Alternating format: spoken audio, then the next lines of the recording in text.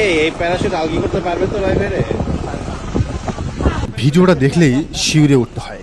উড্ডয়নের ঠিক আগের মুহূর্তের দৃশ্যগুলো দেখে মনে হচ্ছে তরুণ সৌভিক রায় যেন আগে থেকেই বুঝতে পারছিলেন তিনি আর হয়তো ৫ মিনিট বেঁচে থাকবেন। মৃত্যুর আগে মানুষ নাকি সব অনুধাবন করতে পারে। পিঠে প্যারাশুট ঝুলিয়ে উড়াল দেওয়ার ঠিক আগের মুহূর্তে তার চেহারায় ফুটে উঠছিল না ওড়ার এক চরম মাকুতি, ভয় আর নিঃশব্দ আতঙ্ক। মন যেন বারবার বলছিল ফিরে যাও। মরণের সায় দিচ্ছিল না তার শরীর, কিন্তু লোভী এবং দায়িত্বজ্ঞানহীন অপারেটরদের ধাক্কায় আকাশে উড়াল দিতে বাধ্য হতে হলো তাকে। ফলস্বরূপ আনন্দের ভ্রমণ এক লহমায় পরিণত হলো এক বুক ফাটা তাজা লাশের ট্র্যাজেডিতে। কক্সবাজারের মেরিন ড্রাইভ সংলগ্ন দরিয়ানগর সমুদ্র সৈকতে প্যারাসেলিং করতে গিয়ে খুলনার পর্যটক সৌভিক রায়ের মর্মান্তিক মৃত্যুর ঘটনায় প্রাথমিক অনুসন্ধানে বেরিয়ে এসেছে একের পর এক চাঞ্চল্যকর ও নিয়মভঙ্গের ভয়াবহ তথ্য।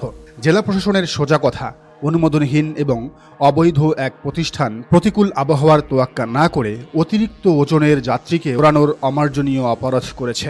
এমনকি দুর্ঘটনার পর তাকে বাঁচানোর মতো ন্যূনতম জরুরি উদ্ধার নিরাপত্তা ব্যবস্থাও সেখানে রাখা হয়নি। জেলা প্রশাসন স্পষ্টভাবে জানিয়েছে, Fly Air Sea Sports Parasailing নামের প্রতিষ্ঠানটি কোনো প্রকার প্রশাসনিক অনুমতি ছাড়াই দীর্ঘদিন ধরে তাদের এই বিপজ্জনক ব্যবসা চালিয়ে আসছিল।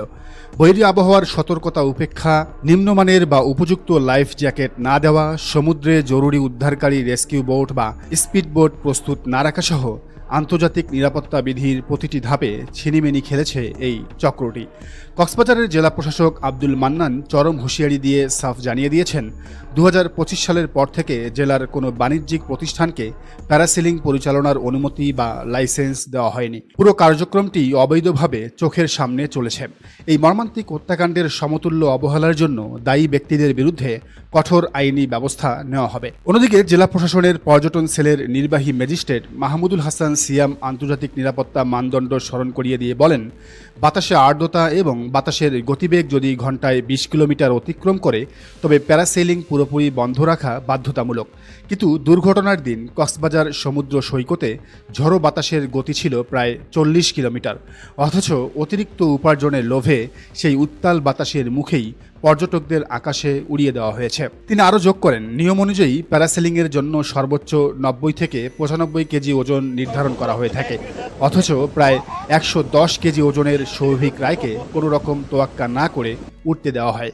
শুধু তাই নয়, তার এই বিশাল শারীরিক কাঠামোর সঙ্গে সামঞ্জস্যপূর্ণ কোনো আন্তর্জাতিক মানের সুরক্ষা পোশাক বা লাইফ জ্যাকেটও তার শরীরে ছিল না। প্রত্যক্ষদর্শীদের বর্ণনা শুনলে গায়ে কাটা দেয়।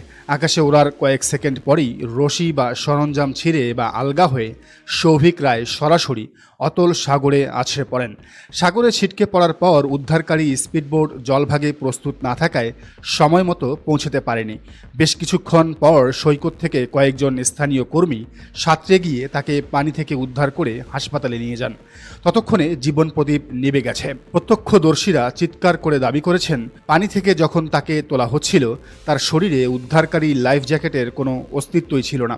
অভিজ্ঞ প্যারাসেলিং প্রশিক্ষকরা বলছেন, প্রতিটি অ্যাডভেঞ্চার স্পোর্টস জোন বা প্যারাসেলিং স্পটে ডিজিটাল উইন্ড মিটার বা বাতাসের গতিমাপার যন্ত্র রাখা বাধ্যতামূলক। সেই সাথে অংশগ্রহণকারীর শারীরিক সক্ষমতা, উপযুক্ত লাইফ জ্যাকেট এবং সার্বক্ষণিক সচল জেট স্কি রেস্কিউ টিম রাখা আইনগত আবশ্যক। কিন্তু দরিয়ানগরে এগুলোর একটিও মানা হচ্ছিল না। কক্সবাজারে যারা নিয়মিত যান তারা জানেন, কক্সবাজারে পা রাখলেই যে কোনো সচেতন পর্যটকের মনে হবে চারপাশের অসাধু সিন্ডিকেট যেন আপনাকে মুরগি বানিয়ে পকেট কাটার জন্য প্রস্তুত হয়ে বসে আছে। অটোরিকশার অতিরিক্ত ভাড়া, রেস্তোরাঁগুলোর অসঙ্গত বিল কিংবা বিচ বাইক আর প্যারাসেলিংয়ের নামে নিরাপত্তার ন্যূনতম বালাই ছাড়া মানুষের জীবন নিয়ে বাণিজ্য এজন্য এক চরম অনিয়মের অভয়ারণ্য।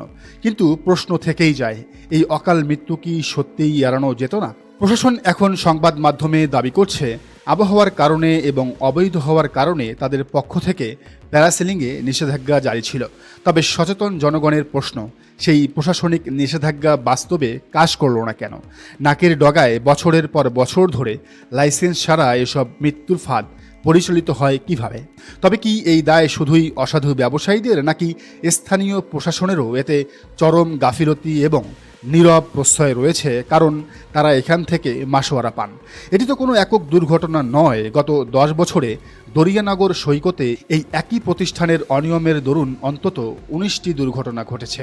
গত বছরও এক নারী পর্যটক রশি ছিঁড়ে ঝাউগাছে আটকে মৃত্যুর মুখোমুখি হন।